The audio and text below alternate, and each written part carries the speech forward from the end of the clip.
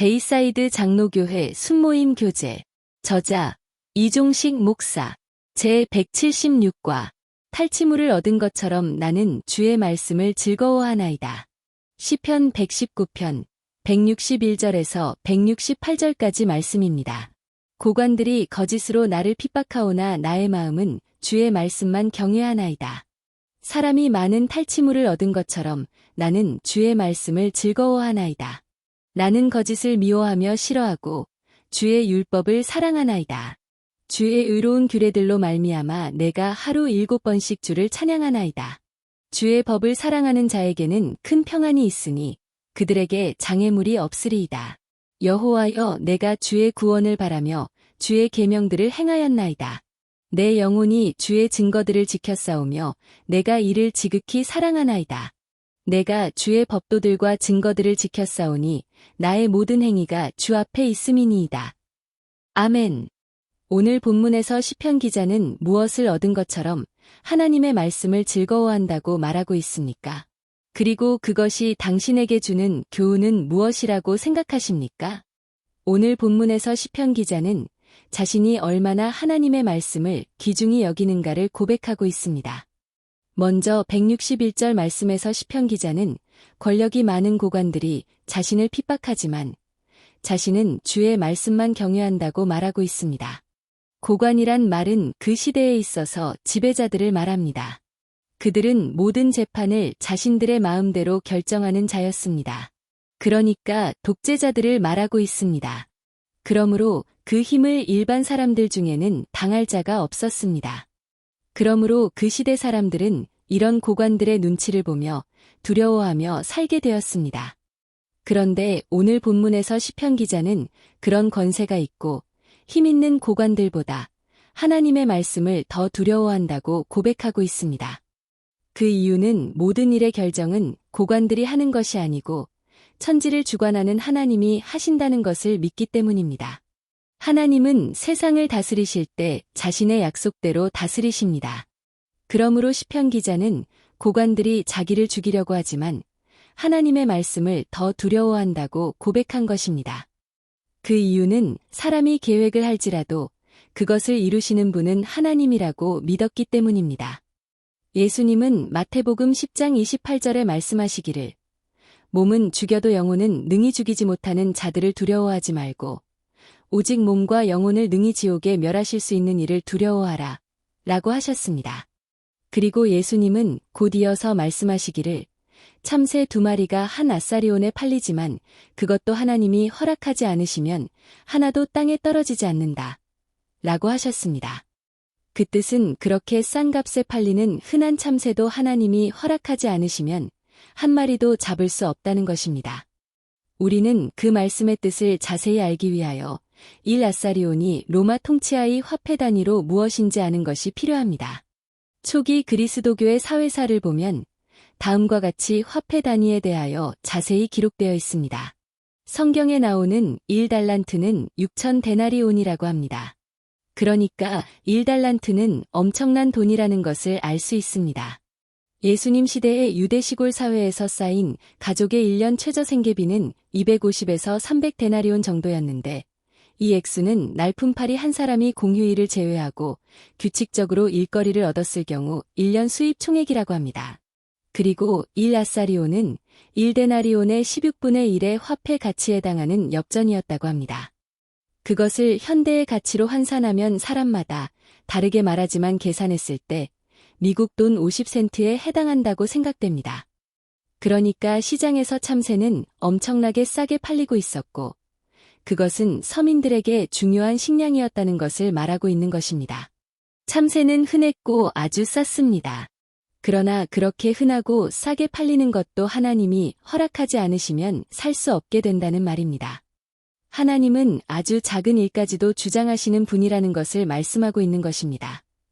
그리고 예수님은 하나님이 우리의 정말 작은 것까지 주장하시는 분이라는 것을 말씀하시기 위하여 하나님이 사람의 머리카락까지도 세시는 분이라고 하셨습니다. 그러므로 우리는 어떤 삶을 살아야 하는 것일까요? 예수님은 마태복음 10장 32절 그리고 33절에서 이렇게 답을 가르쳐 주셨습니다. 누구든지 사람 앞에서 나를 시인하면 나도 하늘에 계신 내 아버지 앞에서 그를 시인할 것이요. 누구든지 사람 앞에서 나를 부인하면 나도 하늘에 계신 내 아버지 앞에서 그를 부인하리라. 성도님들, 예수님을 부인하는 것은 어떻게 하는 것입니까? 말씀대로 살기를 부정하고 믿지 않는 삶을 사는 것입니다.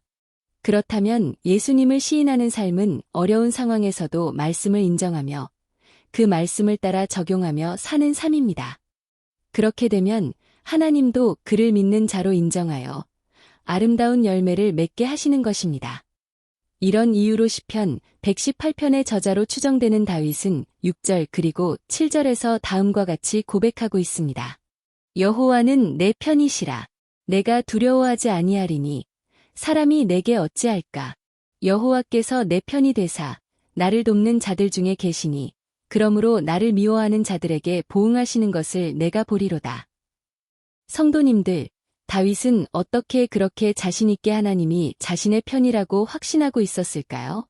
그것은 자신이 하나님의 말씀을 따라 살아가고 있었기 때문입니다.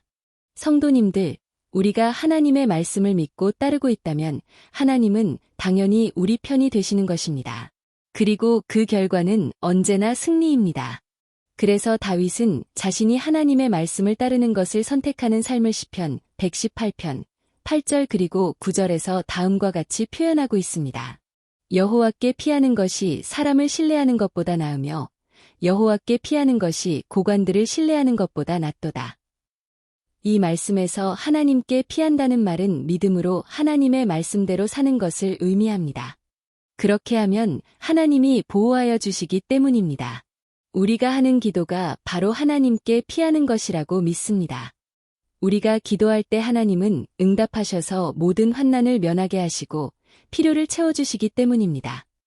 그 증거로 성경은 수많은 믿음의 사람들이 대적에 의하여 고통을 당하는 것을 보여주고 있습니다. 그러나 한 가지 분명한 것은 그들은 망하지 않았다는 것입니다. 오히려 그들이 갖고 있던 믿음대로 이루어지게 되었다는 것입니다. 사울왕이 다윗을 그렇게 죽이려고 했지만 죽일 수 없었습니다. 하나님이 순간순간 그를 도와서 피하게 하셨고 결국 그의 믿음대로 왕이 되는 일이 일어났습니다. 그래서 다윗은 고백하기를 천만인이 나를 둘러치려 하여도 내가 안연히 잠자는 것은 주께서 나를 돌보심이라고 고백한 것입니다.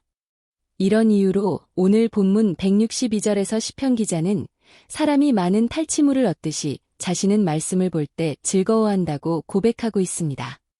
그 의미는 고대의 전쟁에서 승리하면 적들에게서 많은 것을 빼앗아 오게 되는 것을 빗대어 말하고 있는 것입니다. 그러므로 그 뜻은 우리가 하나님의 말씀을 따르다 보면 모든 어려운 일 속에서 이기게 됨을 말하고 있는 것입니다.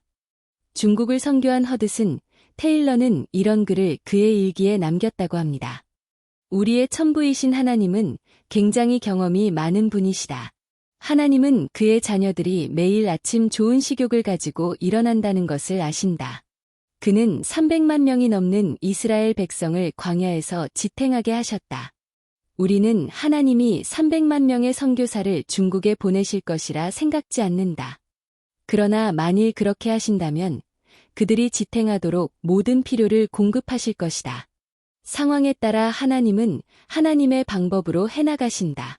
하나님의 공급은 절대로 부족함이 없을 것이다. 그리고 그는 그런 믿음 가운데 자신의 아내에게 이런 편지를 보냈다고 합니다. 이제 우리에게 남은 것은 하루 먹을 양식과 하나님의 약속입니다. 무슨 뜻입니까?